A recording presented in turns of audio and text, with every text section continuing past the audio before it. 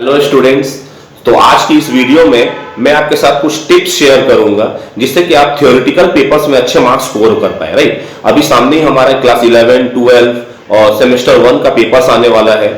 तो दिक्कत ये आता है कि जो प्रैक्टिकल प्रॉब्लम्स वाला पार्ट होता है ना, स्टूडेंट्स उसमें काफी कॉन्फिडेंट होते हैं, बट जहां पे थ्योरेटिकल पार्ट आ जाता है, जैसे क्लास 11, 12 की बात करो तो बिजनेस स्टडीज, इकोनॉमिक्स या अकाउंटिंग थ्योरीज हो गए, या सेमेस्टर 1 में भी हमारा प्रिंसिपल्स ऑफ मैनेजमेंट है, कुछ लॉ के पेपर्स है।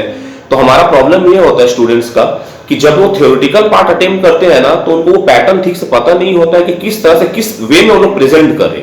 देखो, बीइंग एन यूनिवर्सिटी टीचर, मैं जब पेपर्स चेक करता हूं तो मेरे दिमाग में भी कुछ ऐसे पॉइंट्स आते हैं कि अगर स्टूडेंट्स इस वे से लिखता ना तो उसको मार्क्स में ज्यादा देता। तो आपको मैं वही टिप शेयर करने वाला हूं कि किस तरह से आप भी अच्छे मार्क्स स्कोर कर पाएंगे। राइट, तो सबसे पहला जो पॉइंट है, देखो, सबसे पहला पॉइंट ये है कि आप ना टाइम मैनेजमेंट करो। टाइम मैनेजमेंट कई बार मैंने देखा है पेपर चेक करते हुए, या फिर जब मैं स्टूडेंट लाइफ में भी था उस वक्त में भी मैंने देखा कि एक स्टूडेंट एक पर्टिकुलर क्वेश्चन के लिए इतना सारा पेज बाय पेज भरे जा रहा है लॉन्ग क्वेश्चन पे। बट सी, मार्क्स तो उसमें लिमिटेड है कि आप इससे ज्यादा आपको मार्क्स उसमें मिलेगा नहीं। तो आपको उस पोर्शन के लिए जितना टाइम देना चाहिए आप उतना ही टाइम डिवोट करो ना। अदरवाइज क्या होगा, एक क्वेश्चन के पीछे आप अगर बहुत ज्यादा एक्स्ट्रा टाइम डिवोट कर देते हो तो बाकी के क्वेश्चन छूट जाएंगे, और जो क्वेश्चन छूट जाएंगे ऑब्वियस सा बात है कि उसमें आपको 0 ही मिलना है। और ऐसा तो है नहीं कि अगर आपका 5 मार्क्स का क्वेश्चन में आपने 3-4 पेज लिख दिया तो आपको 6 मार्क्स मिल जाएंगे।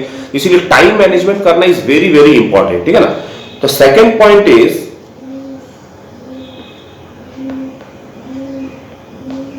prefer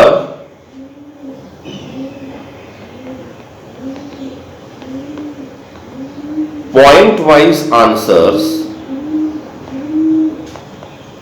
instead of long paragraph।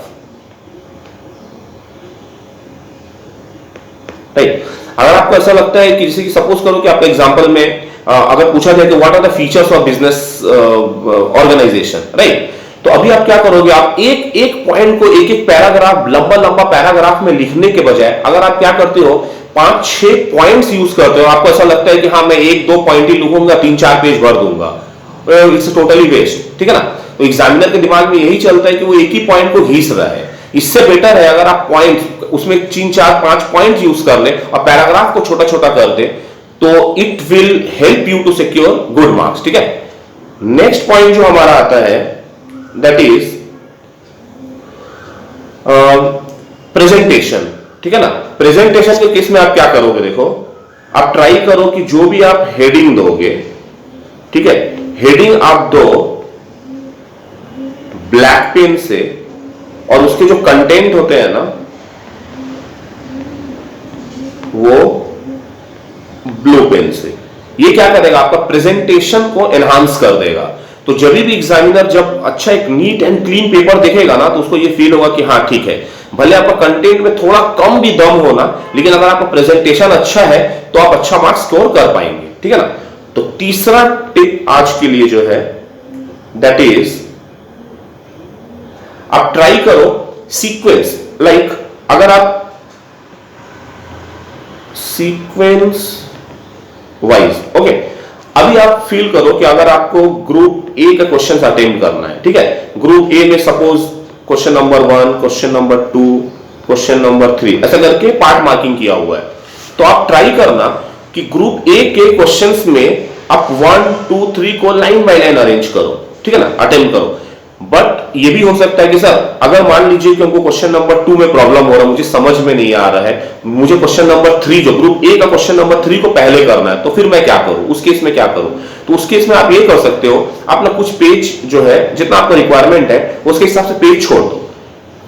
ये आपने अटेम्प्ट किया, इसके लिए आप पेज ब्लैंक छोड़ दो, ठीक है। उसके बाद आप रुको मत। अगर आप क्वेश्चन नंबर 2 को सोचने में टाइम वेस्ट कर देते हो तो फिर आपका नीचे में फर्क पड़ जाए, बाद में आपको शॉर्टेज हो जाएगा, ठीक है ना। जैसे कि मैंने पहले ही बताया कि आपको टाइम मैनेजमेंट करना पड़ेगा, दिस इज वेरी इंपॉर्टेंट, इसका रोल ही यहां पे आ रहा है। देखो, अभी आप सोचो कि आपने क्वेश्चन नंबर 1 अटेम्प्ट कर लिया, आपको क्वेश्चन नंबर 2 नहीं समझ में आ रहा ग्रुप 2 का, आप एक पोर्शन उसको ब्लैंक छोड़ दो, फिर आप क्वेश्चन नंबर 3 की तरफ में मूव कर जाओ। उसी तरह ग्रुप बी सेम प्रोसेस।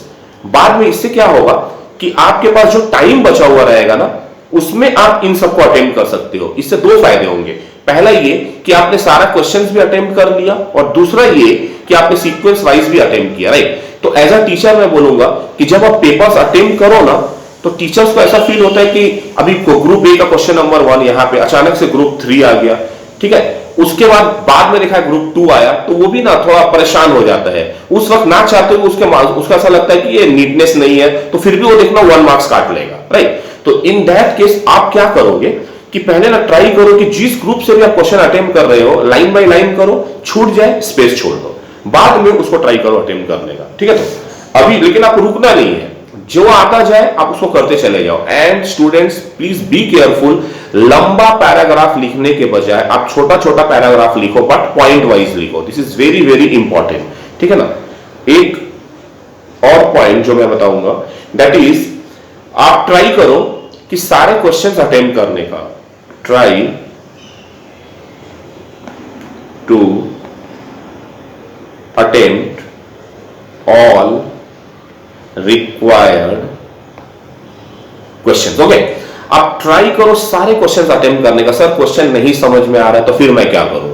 हो सकता है कि आपको आउट ऑफ 10 क्वेश्चन आपको 8 क्वेश्चन ही समझ में आ रहा है। देखो एक चीज बताता हूं, अगर आप आउट ऑफ 10 8 क्वेश्चन अटेम्प्ट करते हो तो मैक्सिमम मार्क्स आपको जो है वो 8 क्वेश्चंस का ही मिलेगा।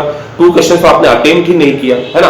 ऐसा तो नहीं है कि आपको एक क्वेश्चन अगर 10 मार्क्स का कैरी कर रहा है, आपको 10 क्वेश्चन अटेम्प्ट करने 100 मार्क्स का, और आप 8 क्वेश्चन अटेम्प्ट करके 100 ला देते हो, ऐसा तो होना नहीं है।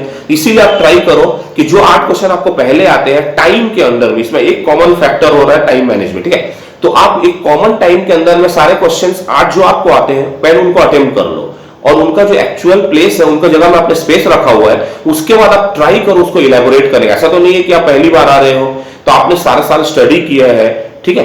तो आप ट्राई करो कि क्वेश्चंस को अपना मन से कुछ एलोबरेट करने का, कि हाँ सर अगर मुझे नहीं भी आ रहा है तो किस तरह से सिचुएशन के अकॉर्डिंगली हम उसको कुछ लिख सकते हैं। देखो अगर आप क्वेश्चन एटलीस्ट अटेम्प्ट भी करते हो ना, तो टीचर्स के दिमाग में ऐसा होता है कि ठीक है चलो इतने एटलीस्ट अटेम्प्ट किया है तो इसको पार्ट मार्किंग देना चाहिए। तो दैट इज वेरी इंपॉर्टेंट। तो students, so these are the tips, आप उसको फॉलो करो। आई होप आप अच्छा मार्क्स सिक्योर कर पाएंगे। और इसके अलावा मैं ना डिस्क्रिप्शन बॉक्स में आज बिजनेस स्टडीज क्लास 12 का कुछ इंपॉर्टेंट क्वेश्चंस मैंने शेयर कर दिया है, तो आप उसको फॉलो करें और ये टिप्स फॉलो करें, तो I hope you can score good marks. Thank you, keep watching.